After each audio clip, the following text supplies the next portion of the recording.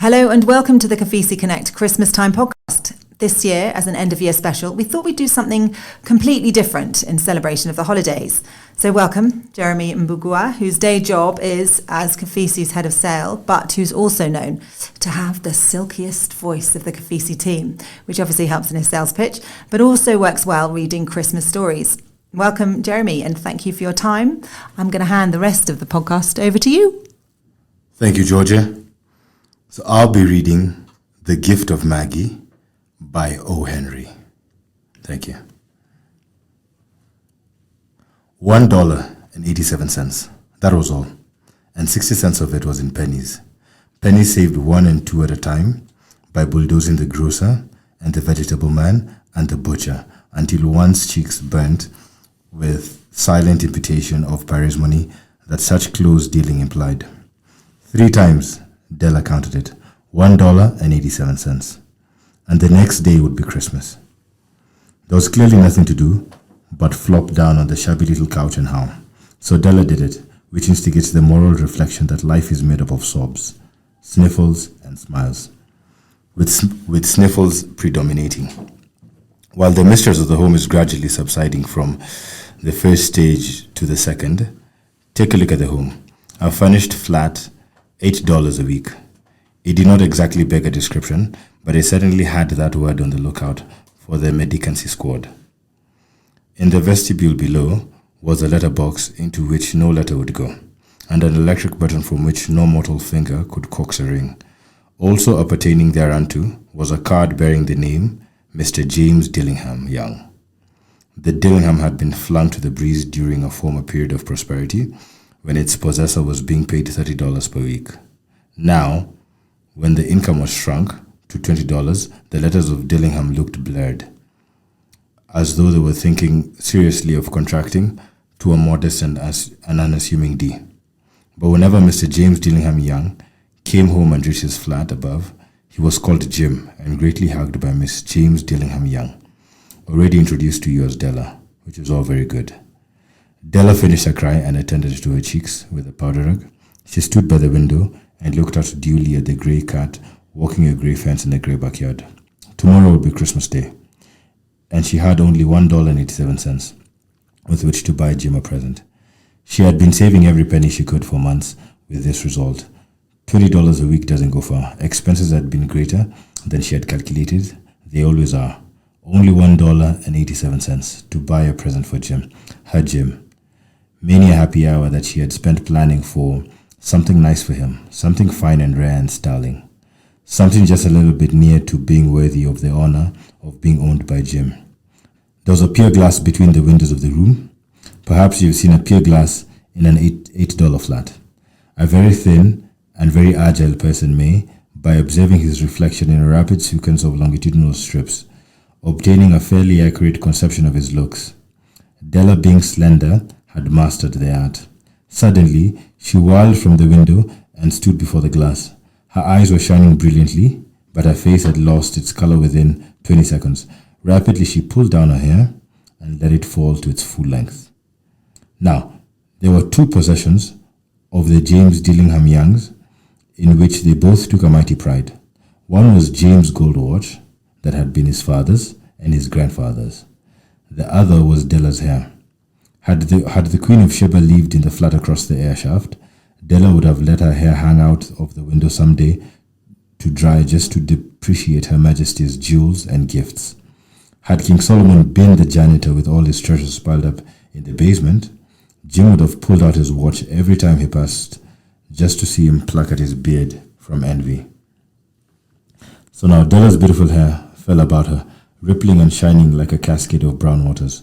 It reached below her knee and made itself almost a garment for her. And then she did it again, nervously and quickly.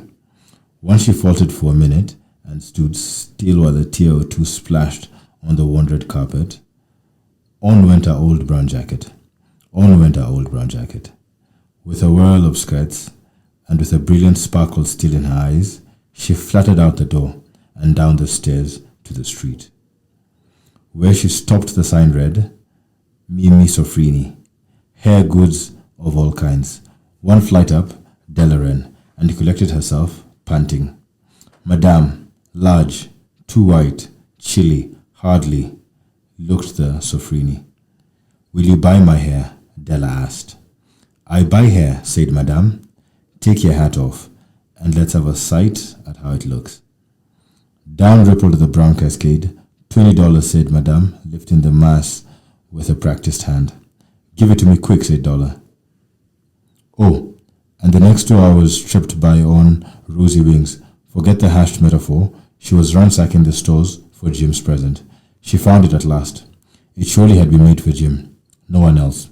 There was no other like it in any of the stores, and she had turned all of them inside out. It was a platinum fob chain, simple and chaste in design, properly proclaiming its value by substance alone and not by meretricious ornamentation. As all good things should do, it was even worthy of the watch. As soon as she saw it, she knew that it must be Jim's. It was like him, quietness and value. The description applied to both. $21 they took from her for it, and she hurried home with the 87 cents. With that chain on his watch, Jim might be properly anxious about the time in any company. Grand as the watch was, he sometimes looked at it on a sly on account of the leather strap that he used in place of a chain. While Della reached home, her intoxication gave away, a little to prudence and reason. She got out her curling irons and lifted the gas and went on to work, repairing the ravages made by the generosity added to love. Which is always a tremendous task, dear friends, a mammoth task. Within 40 minutes, her head was covered with tiny clothesline curls that made her look wonderfully like a truant schoolboy. She looked at her reflection in a mirror, long, carefully, and critically. If Jim doesn't kill me, she said to herself, before he takes a second look at me, he'll say I look like a Coney Island chorus girl. But what could I do? Oh, what could I do with $1.87? At 7 o'clock, the coffee was made and the frying pan was on the back of the stove, hot and ready to cook the chops. Jim was never late. Della doubled the fob chain in her hand and sat on the corner of the table near the door that she always entered. Then she heard his step on the stairway. Down on the first flight, she turned white for just a moment. She had a habit of saying little silent prayers about the simplest everyday things, and now she whispered, "Please God, make him think I'm still pretty." The door opened and Jim stepped in and closed it. He looked thin and very serious. Poor fellow, he was only 22. And to be burdened to the family, he needed a new overcoat and he was without gloves. Jim stopped inside the door. As immovable as a setter at a scent of quail, his eyes were fixed on Della, and there was an expression in them that she could not read, and it terrified her. It was not anger, nor surprise, nor disapproval, nor horror, nor any of the sentiments that she had been prepared for. He simply stared at her, fixed with that peculiar expression on his face. Della wriggled off the table and went to him. "Jim, darling," she cried, "don't look at me that way. I had my hair cut off and sold it because I couldn't have lived through Christmas without giving you a present. It'll grow out again. You won't mind, will you? I just had to do it. My hair grows awfully fast. Say Merry Christmas, Jim, and let's be happy. You don't know what a beautiful, nice gift I've got for you." "You've cut off your hair?" asked Jim laboriously, as if he had not arrived at the patent fact yet, even after the hardest mental labor. "Cut it off and sold it," said Della. "Don't you like me just as well? Anyhow, I'm me without my hair, aren't I?" Jim looked about the room curiously. You say your hair is gone," he said, with an air almost of idiocy. "You needn't look for it," said Della.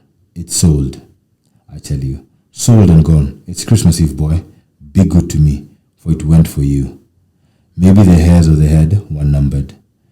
She went on with a sudden serious sweetness. "But nobody could ever count my love for you.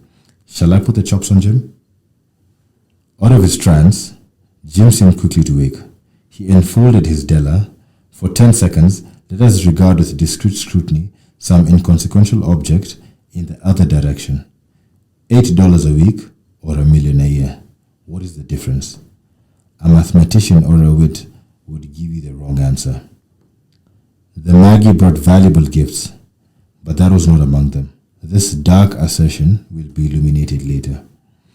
Jim drew a package from his overcoat pocket and threw it upon the table. "Don't make any mistake, Del," he said, "about me. I don't think there's anything in the way of a haircut or a shave or a shampoo that could make me like my girl any less. But if you'll unwrap that package, you may see why you had me going a while at first." While fingers and nimble tore at the string and paper, and then an ecstatic scream of joy, and then, alas, a quick feminine change to historical tears and wails, necessitating the immediate employment of all the comforting powers of the Lord of the flat. For there lay the combs, the set of combs, side and back, that Della had worshipped long in a Broadway window. Beautiful combs, pure tortoise shell, with shelled rims, just a shade too rare in a beautiful vanished hair. They were expensive combs. She knew, and her heart had simply craved and yearned over them without the least of hope of possession. And now they were in hers. But the traces that should have adorned the coveted adornments were gone. But she hugged them to her bosom, and at the length she was able to look up with dim eyes and smile and say, "My hair grows fast, Jim." And then Della leaped up like a singed cat and cried, "Oh, oh." Jim had not seen his beautiful present. She held it out to him eagerly upon her open palm. The dull, precious metal seemed to flash with a reflection of her bright and ardent spirit. "Isn't it a dandy, Jim? I hunted all over town for it. You'll have to look at the time 100 times a day now. Give me your watch. I want to see how it looks on it." Instead of obeying, Jim tumbled down on the couch and put his hands under the back of his head and smiled. "Del," he said, "let's put our Christmas presents away and keep him a while. They're too nice to use just at present. I sold the watch to get the money to buy your combs. And now suppose you put on the chops." The Magi, as you know, were wise men, wonderfully wise men, who brought gifts to the babe in the manger. They invented the art of giving Christmas presents. Being wise, their gifts were no doubt wise ones, possibly bearing the privilege of exchange in case of duplication. And here I have lamely related to you the uneventful chronicle of two foolish children in a flat, who most unwisely sacrificed for each other the greatest treasures of their house. But in the last words to the wise of these days, let it be said that of all those who give gifts, these two are the wisest. Of all who give and receive gifts, such as they are the wisest. Everywhere they are the wisest. They are the Magi. Thank you. Thank you so much, Jeremy. A brilliantly read short Christmas story, The Gift of the Magi by Henry O, with a wonderful message, I think, that love is more important than money or possessions. And so with that, we'd like to wish all our members and listeners a very happy holidays and a productive new year. We'll see you in 2024.